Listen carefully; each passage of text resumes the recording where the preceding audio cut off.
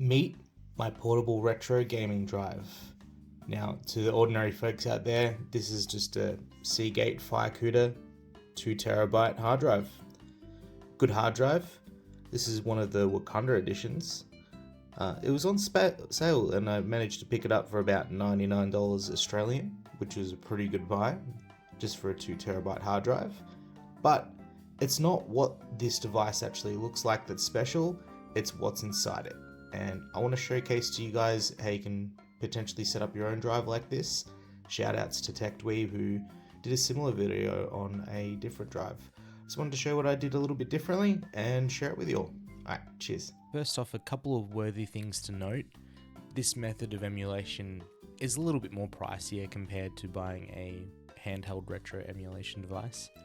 First, you need to make sure you have a decent enough PC. You can get mini PCs under 500, under 300 that can run basic emulation, but for the bigger, more modern stuff, you're going to want a more modern gaming PC. Second off, you need to buy the drive. Now, I opted for a 2TB drive. I have a small library of emulation that I want to run. If you want something that like I got, Seagate's got a myriad of special editions to choose from. Anything from Starfield, God of War, Star Wars, the Wakanda editions that I spoke of, that I've got one of, Spider-Man. A big range of devices to choose from that you can have something that's a little bit more personal to you.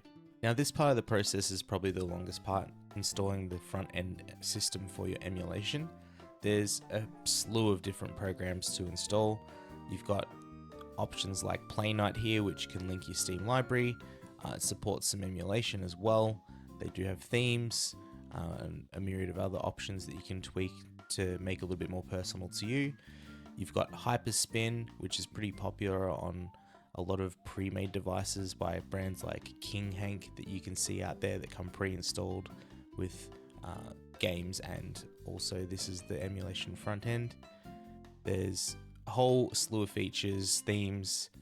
It's a little bit more arcadey than most, so if you're into that type of thing, probably a little bit cooler to install on like an arcade retro box or something like that if you're working on a project like that at home. Then you have Launchbox, which there is a big box program, allows you to organize your game collections, emulation, Steam library support as well. This one's pretty popular amongst a lot of people. There is a free version, but from what you can read about this program, the $30 premium version is probably the way to go. It supports heaps of different themes, customization. It is very popular, but for the purpose of the video, we're going to go with retrobat. Now, before I showcase retrobat, this is their website. They have a forum as well. I used the forum already. I thought I was having some trouble with like loading times. Turns out I was able to fix that pretty quickly just by making sure that I had formatted my drive correctly, which is a huge thing that you want to do. But there's a massive community that can help you with any questions, and they're very quick and the response times were very impressive. So it's open source, runs on Windows, uses Emulation Station and RetroArch to do all your emulation, and the themes are really cool, but yeah, the support won me over. So you've downloaded retrobat, you've unzipped it, and you've installed it on your formatted drive. Now you'll have a folder. This is all organized. It has a whole slew of different folders to choose different things. But the main thing that you're going to use, I would highly recommend using the UI. So if you open up this, you're able to do a lot of functionality before you launch retrobat itself. So in the retrobat UI, you have a list of all supported emulation. You have handy other tools like your BIOS checker. This will check if there's any missing BIOSes for any of the emulation that you want to run. It will not download these, but it will tell you what's missing, and it makes it easier to make sure that everything's running as smooth as possible. If you use the retrobat INI option on the top right there, you can choose different options like removing the play video intro, or you can make it play random videos, whatever you like to do. You can make it a little bit more customized for you. I keep those features off. You're able to customize emulation station options, and then yeah, you can click save and run retrobat, which is what we're going to do next. So here we are, we've got emulation station running. I'm already using a certain theme, but I'm using a simple Windows Xbox controller to navigate through here. If I go into the menus here, you can see you have a range of different features. So you can go to user interface settings, you can go and set your themes, you can do the theme configuration. There's so much customization.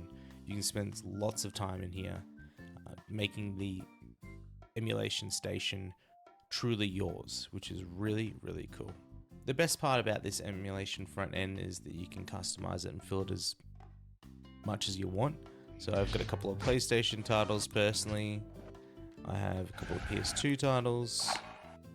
I have a few GiveCube titles, some DUS titles. Metal Max 3's been really amazing.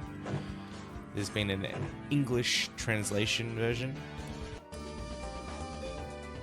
Lots of Yu-Gi-Oh stuff, Dragon Ball stuff, Sega Saturn, which I never had as a child, so I've been enjoying that. And yeah, you can put in as much content as you like, you can customize this as much as you like, but it's portable. So you can take this device wherever you like to go, plug it into a PC, friend's PC, mini PC, whatever device that runs Windows, and you can do emulation on the go. That's the best thing about this device. It's movable, it's easy to store, and you don't have to take up any precious space on your main computer. I hope you enjoyed the video. Hopefully you can go set up your own devices. Let me know what you guys run. I'd like to try something else different from retrobat in the future. So yeah, leave any comments below. I'm Condi TV. Please drop a subscription if you'd like to watch further videos in the future about this, and leave a like if you enjoyed the video.